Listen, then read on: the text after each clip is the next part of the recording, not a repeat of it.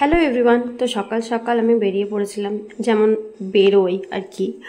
তো কলকাতা শ্যুট থাকলে আমাকে একটু সকাল সকালই বেরোতে হয়। তো রেডি ফেডি হয়ে গিয়েছিলাম। রেডি ফেডি বলতে আমি একটা চুড়িদার পরে নিয়েছিলাম, কুর্তি পরে নিয়েছিলাম, যেহেতু আগের দিন থেকে শরীরটা খুব খারাপ ছিল, ওই জন্য যতটা পারে লুজ জামা কাপড় পরার আমি পরেছিলাম, মানে কুর্তি আর লেগিংস, যেটাতে আমি সব থেকে বেশি কমফোর্টেবল থাকি। তো তারপরে যে ট্রেনটায় যাই সেই ট্রেনটায় চলে এসেছিলো, চেপে পড়েছিলাম ট্রেনে। তো তারপর হাওড়া স্টেশনে নামি। আর এই ট্রেনটাই আমার একমাত্র সুবিধা হয় যে আমাদের ওখানে স্টপেজও দেয় এবং ডাইরেক্ট হাওড়াতে এসে নামায়, অগ্নিবীণা। তো তারপর আমি হাওড়া স্টেশন থেকে বেরিয়ে নিয়েছিলাম বাসে করে চলে গিয়েছিলাম, মানে এসি বাস ছিল, এসি বাসে করে চলে গিয়েছিলাম বাগুইহাটি থেকে অটো করে চলে এসেছিলাম চিনার পার্ক থেকে হাঁটা পথ।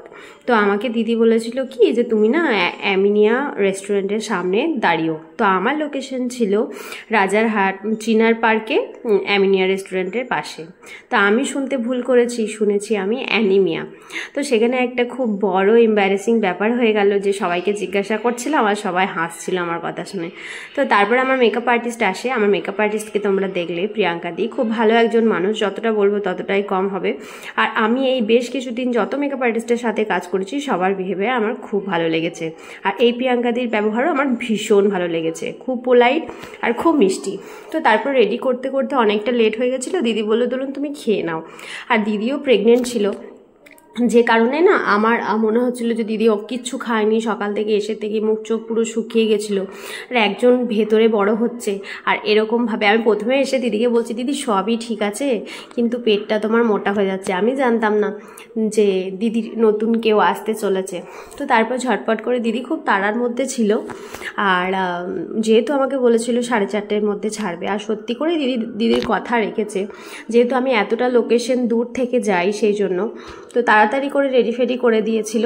আর এই দেখতেই পাচ্ছ আমার লুকটা খুব সুন্দর মানে রিক্রিয়েট করেছিল। আর টোনটা আমার ভীষণ পছন্দ হয়েছিল, কারণ কি বলতো সবাই আমার হোয়াইট টোনটাই নিয়ে আসে বেশিরভাগ, আর এখানে না একটু ডার্ক কমপ্লেক্সনের মধ্যে বেশ ব্রাউনি একটা ব্যাপার এনেছিল। তো ভীষণ ভালো লেগেছিল আমার স্কিন টাইপটা, যে কালার টোনটা দিয়েছিল।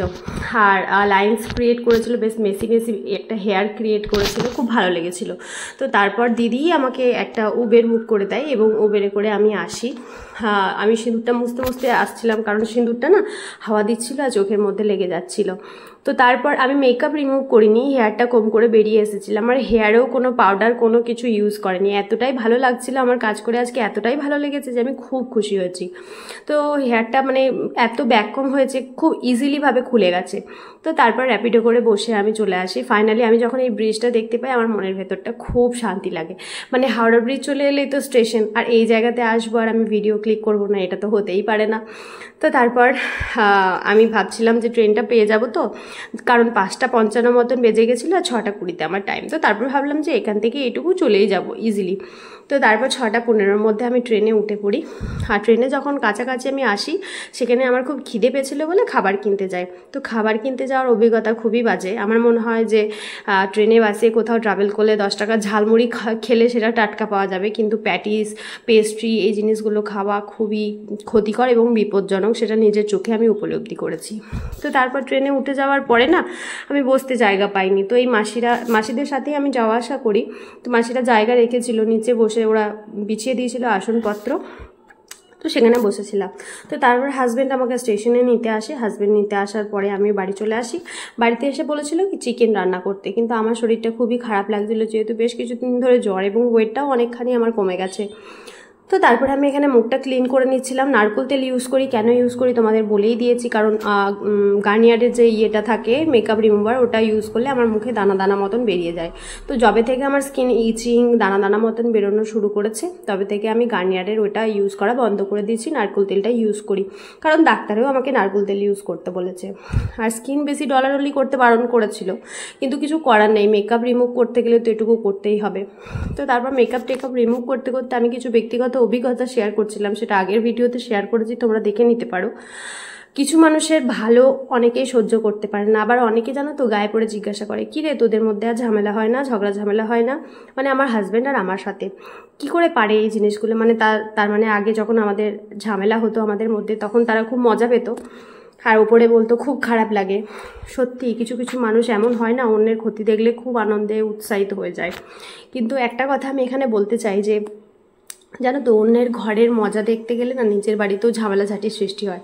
তুমি যদি আজকে অন্যের বাড়ির ঝগড়া ঝামেলা দেখে মনে শান্তি পাও, খুব খুশি লাগে, একদিন মনে রাখো সেই ঝামেলা তোমার বাড়িতেও আসতে চলেছে। ওই জন্য কাউকে দেখে না কোনোদিন বিদ্রুপও করতে নেই, কাউকে দেখে কোনোদিন ছোটও করতে নেই। তো যাই হোক, অনেক কথা বলে দিলাম। কথা বলতে বলতে আমার মেকআপটাও রিমুভ হয়ে গেছে। আগের ভিডিওটা তোমরা দেখে নিতে পারো। আর নতুন নতুন ভিডিও আমি তোমাদের সাথে শেয়ার করব। তোমরা অবশ্যই জানিও যে ছোট ছোট ভিডিওগুলো শেয়ার করা ঠিক হবে না এরকম বড় ব্লগ হিসেবে তোমাদের সাথে শেয়ার করব। তোমাদের মতামত আমার কাছে অত্যন্ত গুরুত্বপূর্ণ। তো তারপর আমি ফ্রেশ হয়ে এসে একটা যে শ্যুট করে থাকি প্রমোশনাল, সেই শ্যুটটা করে নিলাম। তো চলো আজকের ভিডিওটা এখানে অবধি। ভালো থেকো সবাই, টাটা।